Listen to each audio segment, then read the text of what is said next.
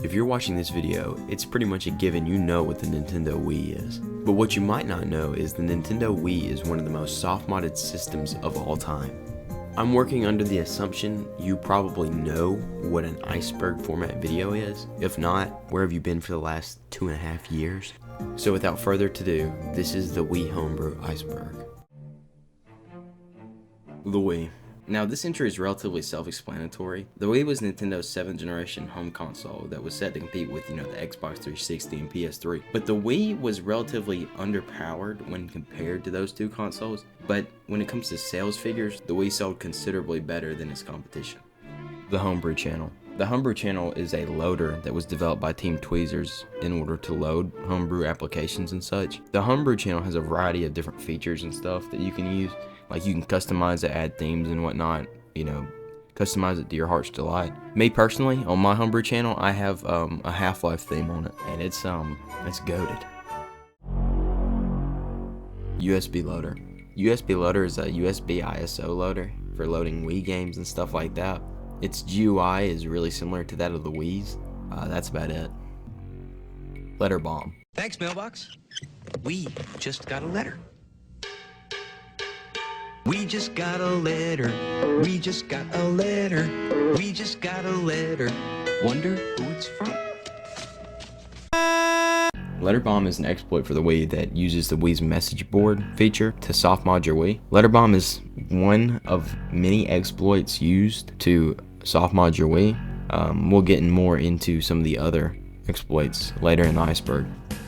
Wiibrew. Wiibrew is the Wii Homebrew wiki, and you can find information on various different applications or emulators or ports or really anything that has to do with Wii Homebrew in general. WiiFlow. I'm not really going to dive too deep into this one. This is just another USB loader for loading Wii games and stuff of that sort. Wiimfi. Wiimfi is a replacement for Nintendo's old online service, which was known as the Nintendo Wi-Fi Connection, which Nintendo discontinued in 2014.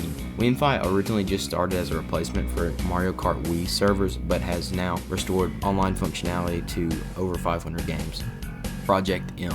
Project M is a community-driven modification for Super Smash Bros. Brawl that seeks to make it more in line with Super Smash Bros. And Super Smash Bros. Melee. Reconnect 24. Reconnect 24 is actually one of my favorite things that the Nintendo Wii Homebrew community has ever created. It restores the functionality to, stuff like the forecast channel, the news channel, everybody votes, the Nintendo channel, Wiimail, and check me out. And trust me when I say this, if it hadn't been for the forecast channel, I probably would have died about 4 tornadoes ago. The Open Shop channel.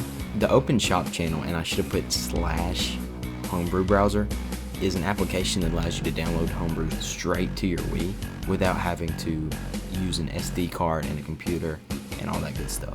Now, one thing that the Homebrew browser, and by extension the Open Shop channel, has is goated music. Just take a listen to this.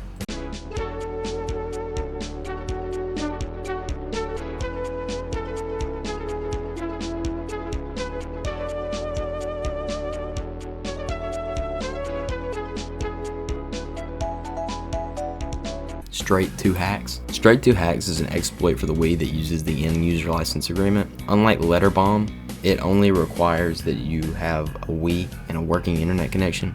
It's a whole lot more simple than Letter Bomb, and from my experience, it is more reliable than Letter Bomb. DVDX. DVDX was a homebrew application that was used to access files and stuff from DVDs without the use of a mod chip. Team Tweezers. Team Tweezers is the group that's pretty much responsible for the creation of the Wii Homebrew scene. They got their name from the fact a pair of tweezers was used to gain the Wii's private encryption keys. Boot Me.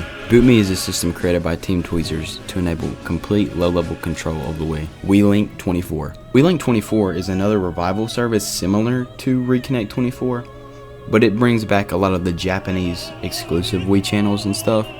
It's also filled with furries for some reason. I don't know why that is. Twilight Hack. Twilight Hack was the first way to enable Homebrew on a Wii without any sort of hardware modification, such as a mod chip or something along the lines of that. It was used by playing a hacked game save for The Legend of Zelda Twilight Princess. Alt WFC. Alt-WFC, from what I've seen, is a alternative to Wi-Fi and is another replacement for the Nintendo Wi-Fi connection. I'm not going to go too deep into this because it's very similar to something I've already covered. What a hacker's Wii looks like. This entry refers to a YouTube video titled What a Hacker's Wii Looks Like. It's by somebody on YouTube whose name is ACCF Pop-Tart. Basically, they just give a small tour of what their Wii looks like. One in Cocoa, and I probably am not pronouncing that right, from what I can find, was a homebrew developer that worked on some different projects that are really actually important to Wii Homebrew in general. The system files are corrupted. This is the message that you will see if your Wii is bricked, I think. I wouldn't know, my Wii isn't bricked. Half-Life Wii. Half-Life Wii, which is now known as Gold Source GX, was a project that was looking to port Half-Life to the Wii. It's a dead project now. That's about it. Open Shop Channel was originally intended to be Wii Shop Channel. This is referring to how the Open Shop Channel was originally intended to revive the Wii Shop Channel, but it ended up being just an open source repository of homebrew applications that superseded the homebrew browser. Null DC on Wii. This entry is talking about how the Dreamcast emulator Null DC was being ported to the Wii at one point in time. At this moment, it is not out, or to my knowledge, even being worked on. Wiibrew 9000. I actually have not the slightest clue as to what this is talking about. When I researched it, it pulled up a tweet that was talking about rumors of malware in the Wii Homebrew community, and it used Wiibrew 9000 when it described the malware, so I don't know. Homebrew channel, December 31st, 2012 build, do not research. I didn't look into this entry or anything, I just took the advice of the Iceberg and I did not research it. From what I've seen, I've heard rumors that if you research it, it pulls up a video, but I didn't bother looking it up or watching it or anything. If you do it at your own risk. The Obama family has a Wii. Now this is just a joke entry on the Iceberg, but it is actually true. The Obama family does have a Wii. Barack Obama actually purchased Just Dance 3 for the Wii. I'll throw the image up there on the screen for you, but it is true, and there is a possibility that that Wii has been soft modded. Brick Me. I think this is just referring to something that was written on Hack Me, but I'm not entirely sure. Boot Me isn't open source, it's spyware. I have not the slightest clue as to what this is talking about. I can't even find anything on Hack Me, anything on Wiibrew, anything on Reddit, nothing. I have no idea where this came from. PowerPC plus ARM global network. Now I have kind of an idea, I don't remember where I saw it before, but I've seen that just every RISC-based processor is connected to some kind of global network. It's some kind of weird conspiracy theory, but I really don't know anything much more than that. Congratulations, you made it to the end of the Wii Homebrew Iceberg. As this was my first video on YouTube, I would really appreciate it if you commented down below and let me know what you thought about it. I'll see y'all guys later.